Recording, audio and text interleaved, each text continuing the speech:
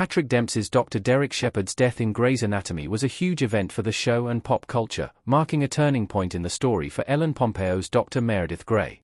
Grey's Anatomy has always been a balance between a love story and one of individual empowerment and career achievements. And for the first 11 seasons, it was about the love story between Derek and Meredith, alongside Meredith dedicating herself to becoming a game-changing surgeon, as she begins the series as an intern while he is already one of the best neurosurgeons in the world. There were some iconic Grey's Anatomy moments along this road, from the romance-focused ones like the post-it note wedding to those that reminded Meredith she sometimes needed to put herself first, like Christina's, Sandra Oh, statement of, "You are the sun." Of course, after his tragic death, Meredith's story continued without Derek, but the way he changed her life is never forgotten. 10 years later, Meredith's arc has gone through more impressive evolution through her decisions as a surgeon and mother, leading up to her eventually falling in love again. 2025 marks the 10th anniversary of Derek's death in Grey's Anatomy. Derek's last, official, episode aired in 2015. Grey's Anatomy Season 11, Episode 23, How to Save a Life, aired April 23, 2015, meaning this year marks the 10th anniversary of the event in the cultural zeitgeist that was Derek's death. This episode is followed by a few more in the season, which allows the outing to end on a more hopeful note. After leaving Seattle to spend some time alone with her children and go through her second pregnancy, third child, Meredith returns, still heartbroken, but at the beginning of a new phase in her life. This is when the storyline of the sisters becomes more important. The season ends with Meredith dancing with Amelia, Katerina Scorsone, and Maggie, Kelly McCreary, at Richard, James Pickens Jr., and Catherine's, Debbie Allen, wedding, her having confirmed that she plans to sell the house she and Derek built for their family. Meredith moves back into her mother's old house with her kids and sisters, later saying that's all she really sees in her future, and thinks she doesn't need to fall in love again. While Meredith is content with her family this way, she starts to think differently, thus the beginning of her long journey after Derek. Meredith moving on from Derek was difficult but necessary.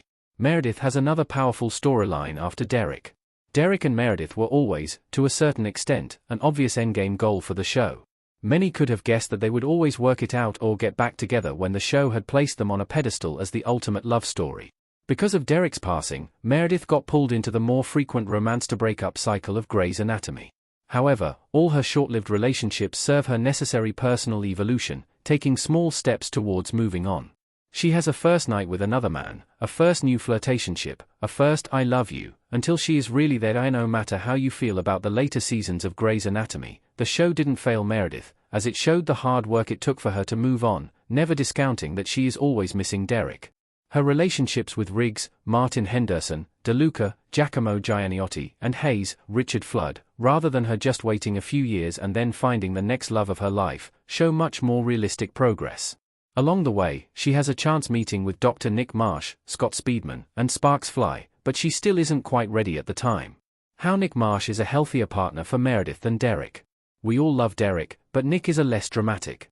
Nick first appears in Grey's Anatomy Season 14, Episode 17, One Day Like This, having come to Grey Sloan to pick up a transplant for a patient when a complication with his own recent kidney transplant leads to Meredith conducting surgery on him, and saving the new organ. Before that, they flirt and get to know each other, and he tells her about his niece that he is raising. Later, Meredith tells Alex, Justin Chambers, "I really like the way my life is right now. He made me feel something that I haven't felt since Derek." Which was all the foreshadowing that we needed, that Nick would be the one, even if it would take a few more years to get there.